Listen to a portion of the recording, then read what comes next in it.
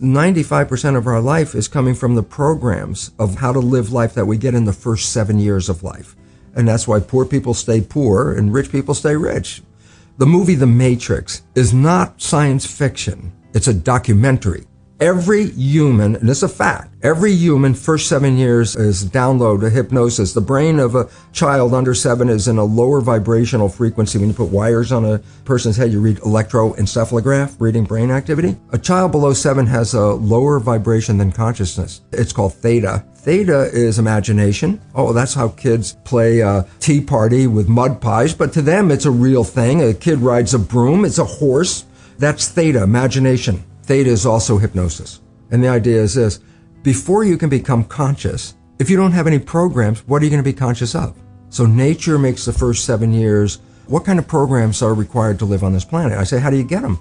Theta is hypnosis. You just watch. You watch your parents, you watch your siblings and your community, because you have to learn how many 100,000 rules. Think about it. Just to be a functional member of a family and a functional member of a community, there are rules. Teach an infant these rules. You don't have to. First 7 years, they observe it and just download it. And then I say, well, why is it relevant? Because this is the unfortunate fact. 95% of our life comes from those programs in the subconscious. Every day, only about 5% of their life are you using conscious, which is creative. 5%. And you don't see it because it's called subconscious, below conscious. And the Jesuits, for 400 years, they were boasting. People didn't understand. They say, give me a child until it's 7 and I will show you the man. They've been saying that for 400 years because they knew 7 years was the program period. And 95% of your life after that will be whatever that program is. A child isn't functioning in consciousness until after 7. Before 7 is direct record. Whatever you just said, I just recorded it. So if the parent gets mad at the child and says, you don't deserve that, you don't deserve this, go.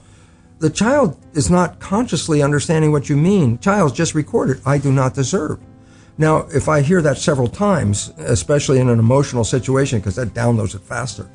Now I'm 40, 50 years old. What is my behavior 95% of the time? And the answer is, well, it comes from the program. I do not deserve. Well, that means unconsciously I will sabotage myself to make sure that the program is correct. I'm making the program true by adjusting the behavior to meet the program.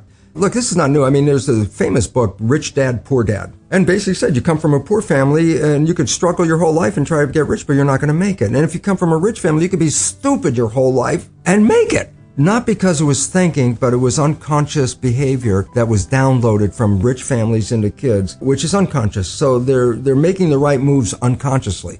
If they engage their conscious mind, then they look stupid, but it's unconscious. And that's the same thing with poor people. Poor people have beliefs from the family. Oh, you can't make it. Life's a struggle. Things are hard. Who do you think you are? And if that's the program you get, then 95% of the day you will sabotage yourself.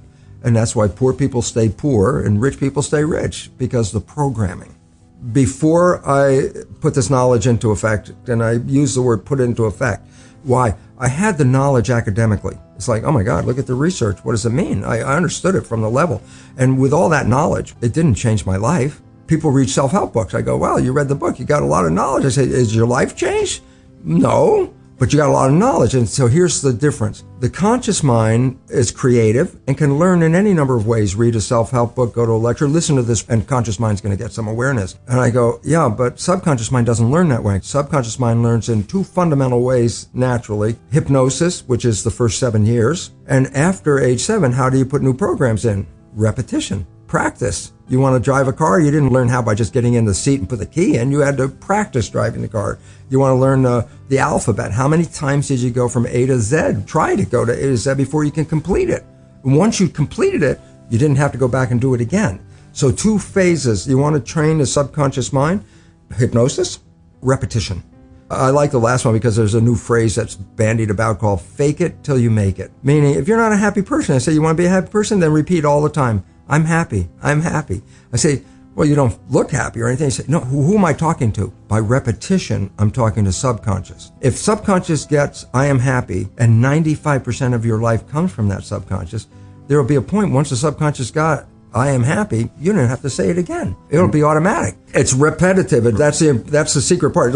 Putting a sticky note on the refrigerator is more like a suggestion, but it's not a repetition. So it doesn't work very well. Repetition is a habit. It's making habit. So you got to do something religiously in the sense of repeating it to make it work. Every night when you go to bed, just when you're falling off into sleep, consciousness is disconnecting. The next period of your brain operation while your consciousness is disconnected is theta, which is the same brain function as in the first 7 years. So if you put a pair of earphones on at night with a program of what you would like to be true in your life, as soon as your conscious mind disconnects, that program is playing. It's not playing into your conscious mind. That's shut off. It's now going straight into the subconscious mind. So it's called auto-hypnosis. You don't need to go see a hypnotherapist. You just have to pick out what program would you like to have that you don't have.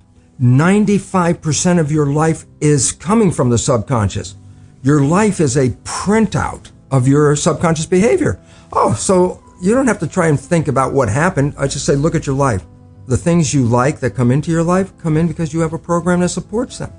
But anything you struggle with, work hard at, put a lot of effort into making it happen, why you're working so hard, inevitably you have a program that doesn't support that conclusion and you're trying to override the program. So you don't need to do a lot of shrink and psychology stuff. You just look at your life and say, where am I struggling? Because wherever you're struggling, inevitably it's a program in your subconscious that does not support that destination you've been looking for. I had to